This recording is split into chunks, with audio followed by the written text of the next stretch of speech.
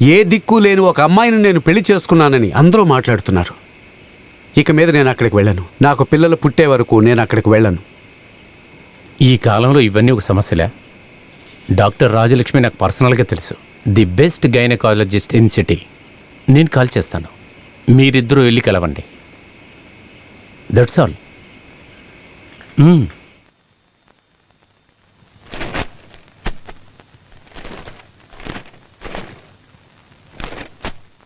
ఇద్దరూ నార్మలే.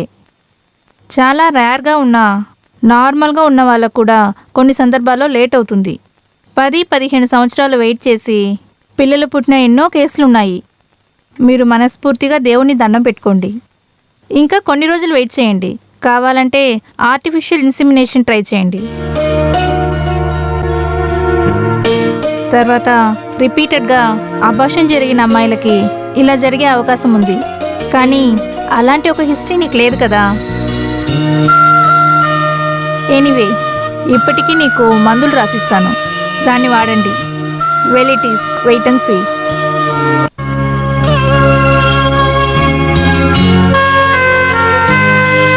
ఉన్నది ఉన్నట్లుగా మాట్లాడతాం.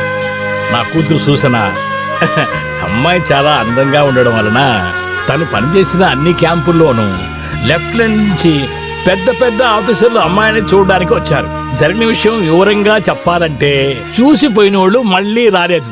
అందువల్ల చెప్తున్నాను.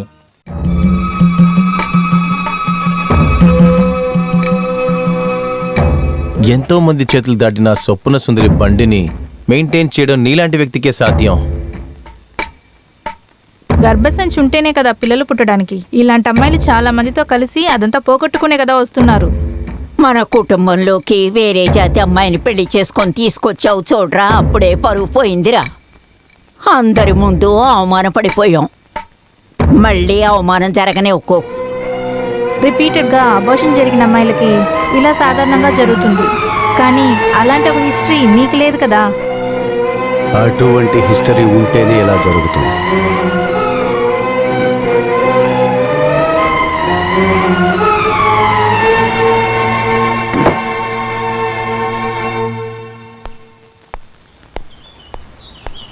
Good evening major sir.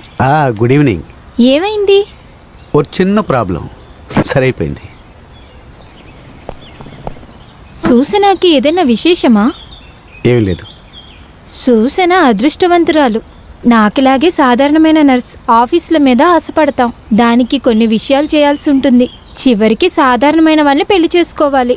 కానీ సూసన మేజర్ని పట్టుకుంది, పెళ్లి చేసుకుంది. నేను వస్తాను సార్. అడిగానని చెప్పండి.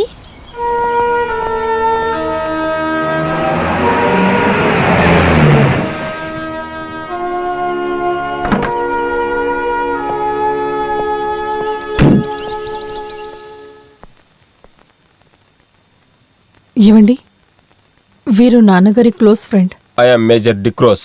హలో. నేను ఆಳುపొలమే. మేము అంబాలా క్యాంపులో పనిచేస్తున్నప్పుడు బాగా క్లోజ్. డైలీ సాయంకాలం ఫెర్నాండస్తోనే నేను ఉంటాను. తను చూసినప్పుడే అర్థమైంది సూజన్కి పెళ్ళయిందని. అదే చూసి వెళ్దామని వచ్చాను. You are welcome. Please take it your seat. లేదు, I don't want you disturb you. నేను జైపూర్ క్యాంపులో ఉన్నాను. ఈరోజే వెళ్ళాలి. నేను వెళ్ళొస్తాను. See you again. See you.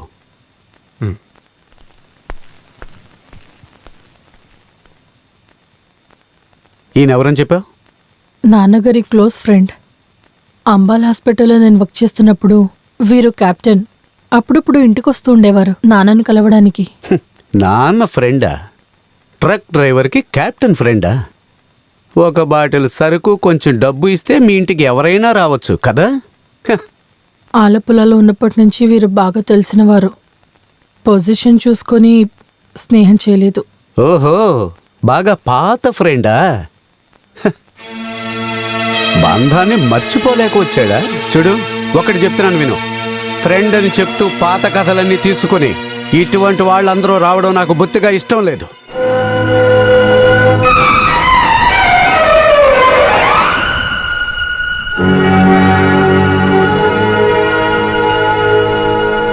సూసనకి ఏదైనా విశేషమా అని అందరూ అడుగుతున్నారు.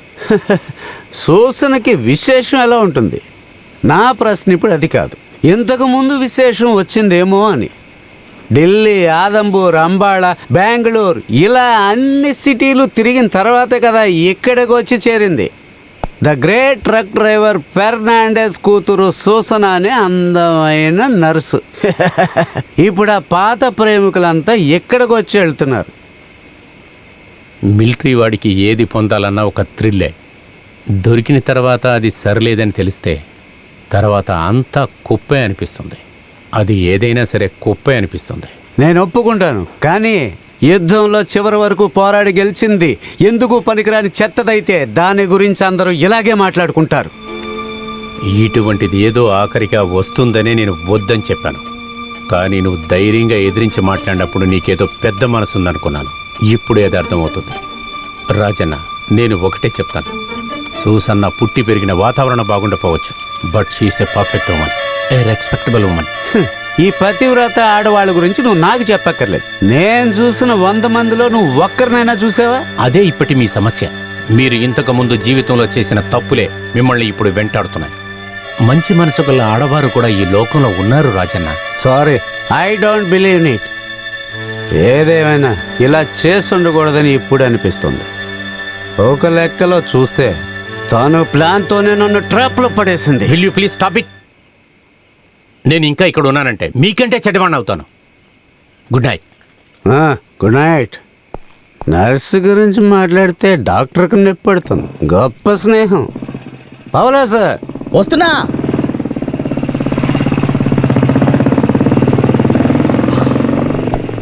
నువ్వు వెళ్ళు, నేను పడుకోవడం లేట్ అవుతుంది. Okay sir. పాపం ఆ పేద పిల్ల జీవితాన్ని ఇతను నాశనం చేస్తున్నాడు.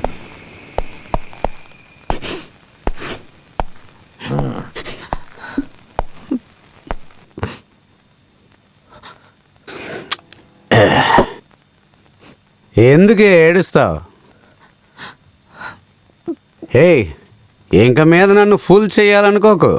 నాటకాలు ఆడకుండా నిజం చెప్పు. నువ్వు ఎన్నిసార్లు అబార్షన్ చేయించుకున్నావు?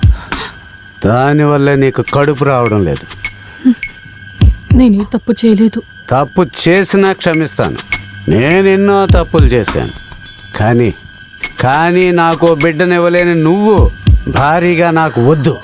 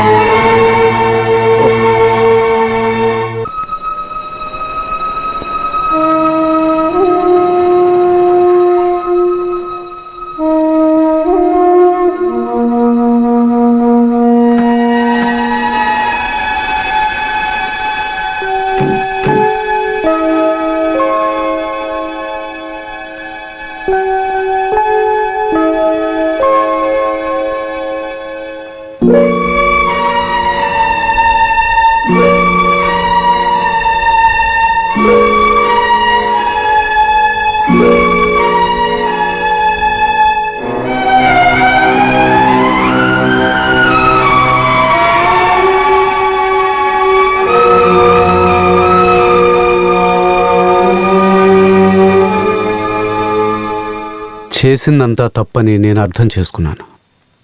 మనిద్దరం ఒకటిగా ఉండకూడదు. తప్పు చేసింది నేనే. అందరి మనుషులకు వచ్చే ఇన్ఫాక్చుయేషన్.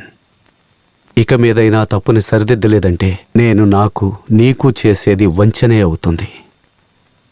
ఓపెన్గా చెప్తున్నాను, ఇక మీద నేను నీతో కలిసి ఉండలేను. నిన్ను సొంతం చేసుకోవడానికి మీ ఇంటికి కావలసినవన్నీ చేశాను. నాకున్న మర్యాద కూడా పోగొట్టుకున్నాను. పర్వాలేదు. ఇప్పుడు నువ్వు నన్ను వదిలి వెళ్ళిపోవడానికి ఏ నష్టపరిహారం కావాలో అడుగు. ప్రతి నెల నేను మీ నాన్నకి ఇచ్చే డబ్బు, దాంతోపాటుగా నీకేం కావాలన్నా నన్ను అడుగు.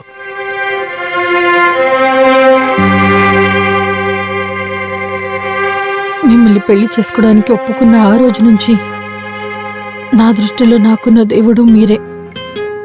అంతకుమించి ఏం కావాలి? ఏం చెప్పాలో తెలియట్లేదు. మా నాన్న తోడబుట్టిన వాళ్ళకి ఏమేం చేయాలో అన్నీ మీరు చేశారు. తిరిగి ఇవ్వడానికి థ్యాంక్స్ తప్ప వేరింకేమీ లేదు. నష్టపరిహారాన్ని చెల్లించి భార్యాభర్తల బంధాన్ని కొనుక్కోవడం కుదరదు. ఇక నుంచి మీ నుండి నాకొక్క రూపాయి కూడా వద్దు. నేను మీకు భారంగా ఉండాలనుకోవట్లేదు.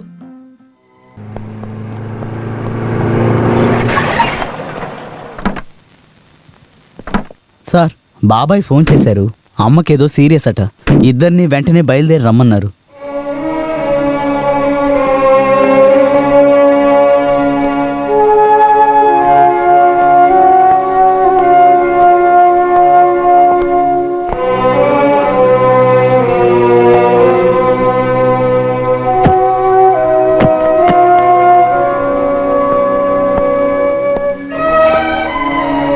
ఆఫీస్కి ఫోన్ చేసి చెప్పు, ఈ లీవ్ అప్లికేషన్స్ అన్నీకి ఇవ్వు. Okay sir.